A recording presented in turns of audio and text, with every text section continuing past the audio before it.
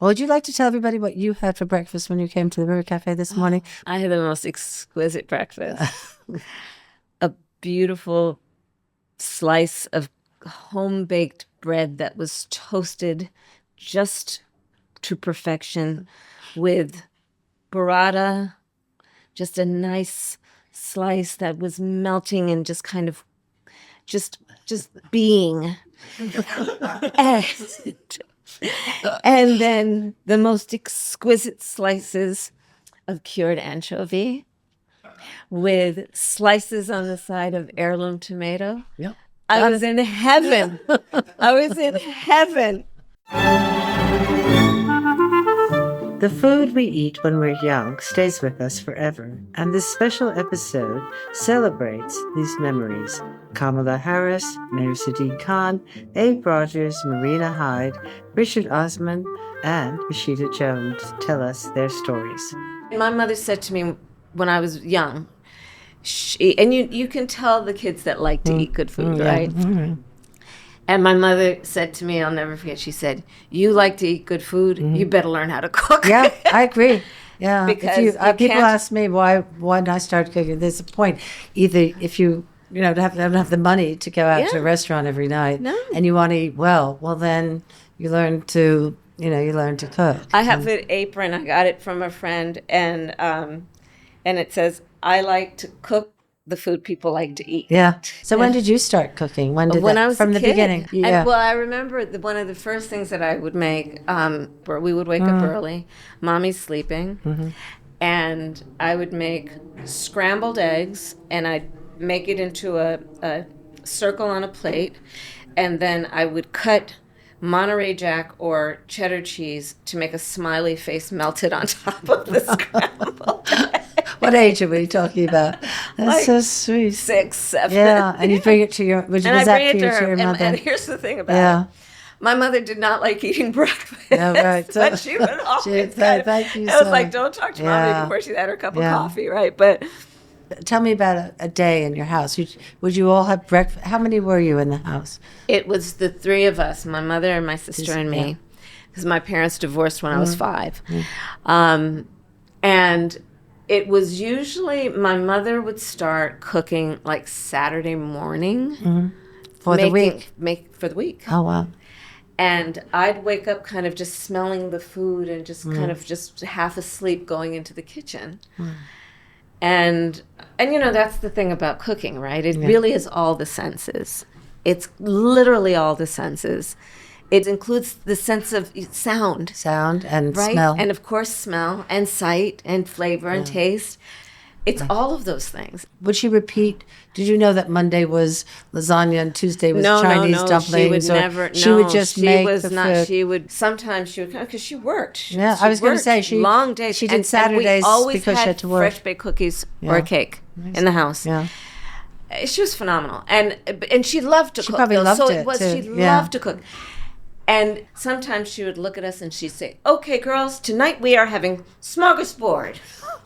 We get so damn excited about smorgasbord. Do you know what smorgasbord was? That sort of Danish buffet, isn't it? Well, open sandwiches or something. What it was, I was just anti-Danish. Is that she would take cookie cutters and cut the bread into heart and flower shapes. Amazing. She'd get those toothpicks with the little colors on them. And she'd put a little mayonnaise in a thing, mustard in a thing, and pull out all the leftovers. Ah. And we were having smorgasbord. Yeah. Clever. Yeah. All the leftovers. But it was fun. Yeah. My grandparents came at the beginning of this. They were part of the Ellis Island, migration from Budapest, from Hungary, from Kiev. And they, again, the men came first by boat, if you imagine that journey. One of my grandmothers had They had 7 children. She was a seamstress.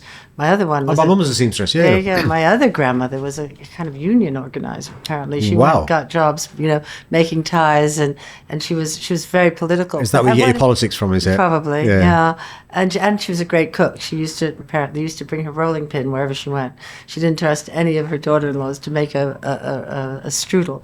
But I just think what this shows is a parallel of 2 families, people who leave their families, come to a new country, and work and take care of their kids. And how much do we celebrate these people who here's have the thing, that? I mean, you know this from your family history, but actually, anybody who's taken a conscious decision to leave home, travel thousands of miles, is not going to go and sit in their bum. They're going to work hard. They've got a work ethic. I agree. If you want a job done, ask an immigrant. That's a great line in Hamilton. But that's the story of America and actually of London. I mean, London over the last 2,000 years, it was originally called Londinium during the Roman times.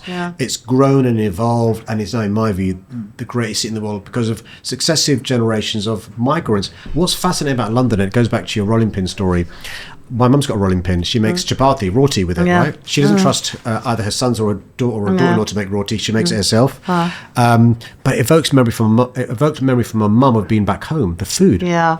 Because she was incredibly homesick. I mean, even now she misses Pakistan, but food brings it back. The food brings it back. And she could cook it here, and she could make it, and she could. Yeah, Richard's mother too. So I've got really fond memories when I was living at home as a child during the month of Ramadan. You have a meal just before dawn, and you fast all day, and then you have a meal at dusk. And my mum had been fasting all day. She'd get up before dawn to prep. Half the job in cooking is prep, right? Dawn breakfast was around 3:00. She must have got up at 1:30. So she's, getting the flour ready, getting the rotis ready, and I'd wake up with the smell by hand. And also, when I was growing up, everything was fresh. I mean, this idea of even you can cheat now if you're making a curry and get plum tomatoes in a tin. No, they're fresh tomatoes. You chop them up, you stew them for a while, and so I'd wake up with the smell of what's called paratha, a version of chapatis but with potatoes in the middle of it. She'd make fresh paratha. I could smell the omelette being made, and we'd go downstairs, and she'd been up an hour and a half before us. We'd all have pre-dawn breakfast. She would have a pre-dawn breakfast. We'd go to school or whatever. We'd come back home and have a nap because we were starving, hungry. My mum would be cooking while she's fasting our fast breaking meal, which were fresh samosa, fresh pakora, salans, curries, rice. There's 2 things you learn to do when you're raised in the Khan family. One is eat fast. Oh. Is that because you had so many siblings? Yeah, if you want seconds. And 2 is to talk quickly. So if you want to be heard or if you want to eat, you talk fast and you eat quickly. Do you remember going to restaurants? Yeah, I remember going to Mr. Chow's, to kind of going to Chinese restaurants, Pizza Express. Yeah, a lot of that. Definitely, with you and Richard.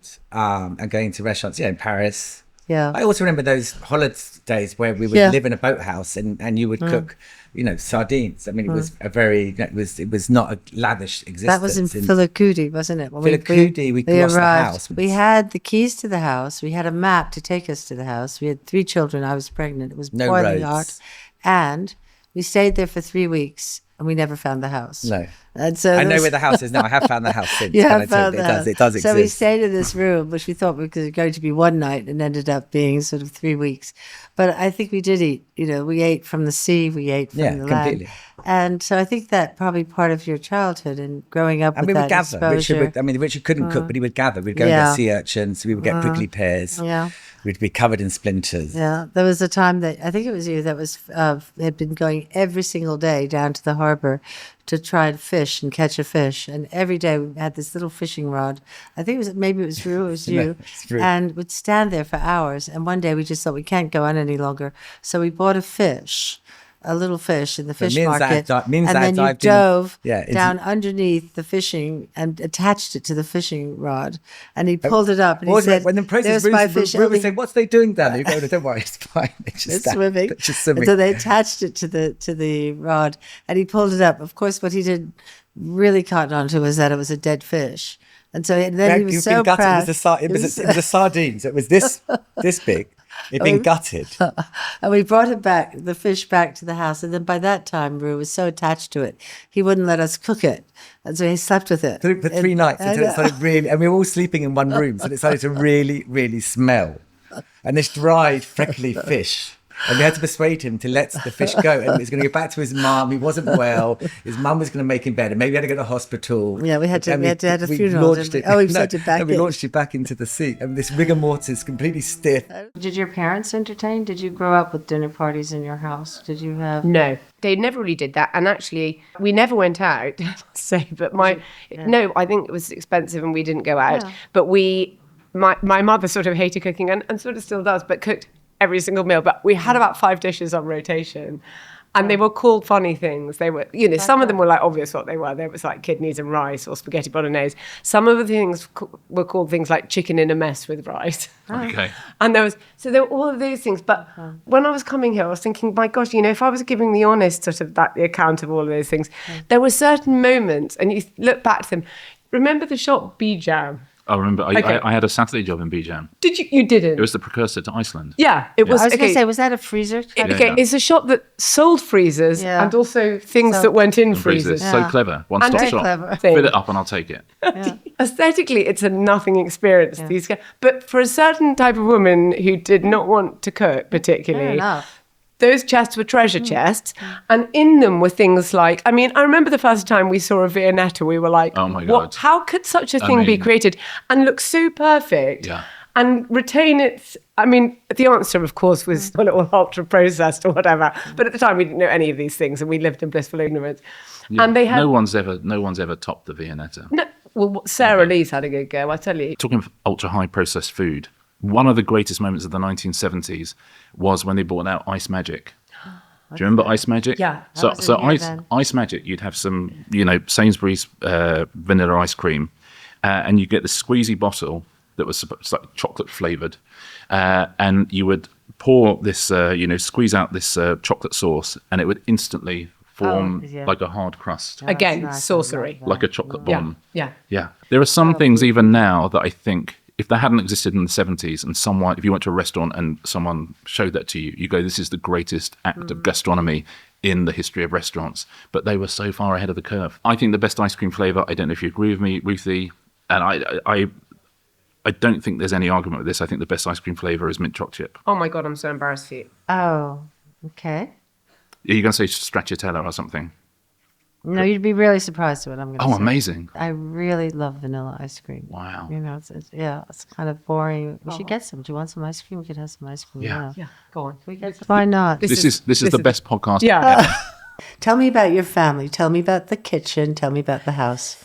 My parents loved food. My dad especially loved food. And he loved food from kind of every culture. Anytime I traveled with my dad, it was like a sojourn to get something amazing. Like, he loves like Chez L'Ami, Louis. Yeah, does he? Love. Yeah. He's the first person who exposed me to Saul Meunier, or, he just loved food. Because that again was not part of his background. No, so it was something poor, so he did. And he traveled a lot in his 20s to Europe and to the Middle East. He worked for the State Department. He was in the State Department band. Was Dizzy Gillespie, and so he... What years was that then? 1950s, early 1950s. Isn't it great there was a State Department band? I wonder if that exists anymore. I doubt it. I doubt it. I don't know for sure, but I doubt it. Yeah. But he traveled everywhere, and for him, it was language, food, and the kind of beauty of being out of the United States. So, do you think your grandparents fed him? Were they interested? Do you remember your grandparents? I do, and I didn't know my grandfather. I knew my grandmother, and no, it wasn't like I think his relationship with food was probably came from an absence of food in his own childhood. My dad was such a lover of life and culture and food, and he just loved beautiful, delicious things. So I think that came from not having that. Your mother was Jewish, and my mom was Jewish, and my dad loved soul food. He also loved his favorite dish, which is so weird because it's like German, I think, was chicken, potatoes, and sauerkraut. So we had that at least once a week. So was your house full of people? Filled with wanting to- musicians. Yeah. Filled with musicians. Really. And what was that awesome. like for you? So great. I feel like my sister and I talk about this all the time. We feel so lucky that our house was filled with music and artists and people who value that, obviously, but also like for our assessment, and I think like empirically, like the best music. Yeah. I feel like, my dad's taste, my dad's That's a fact, I would say. sophistication. Yeah. Even though he made Thriller, which is Yeah. the biggest album that ever sold ever in the world, when he was 50. Yeah. And so he didn't like he was successful, but he wasn't famous. He wasn't world renowned in the same way that he was by the time I was 8. So that kind of happened when I was a kid. That was like happening. Which just, changes things. But the point is that he brought all of the richness and sophistication of his early jazz days into his like pop world, or into our pop world, which is like a real gift for the world. A gift. A huge gift. Yeah. And with being a child in that atmosphere, you weren't shy, you weren't waiting on the stairs, for them to go home. Would you be involved? Yeah, I play was there? Everybody was engaged. You were totally social and relaxed, because my parents were very relaxed. Everybody felt invited and warm. I was actually talking to a family friend the other day who was like a little younger than my parents, and he was just saying how much he loved coming to their house, because it was like, oh, this is what you can have as a family. You can invite all your friends, and it's not stiff, it's not formal. You just come, you relax, and you laugh a lot, and the kids are welcome, and all the different generations are welcome. And I've always loved that, which is, by the way, why I love what you do, because that's the mandate, is everybody come and feel relaxed and at home and welcome. Yeah.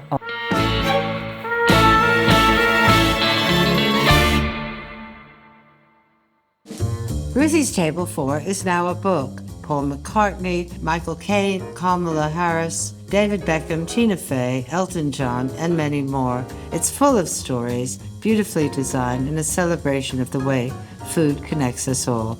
It's available now wherever you buy your books.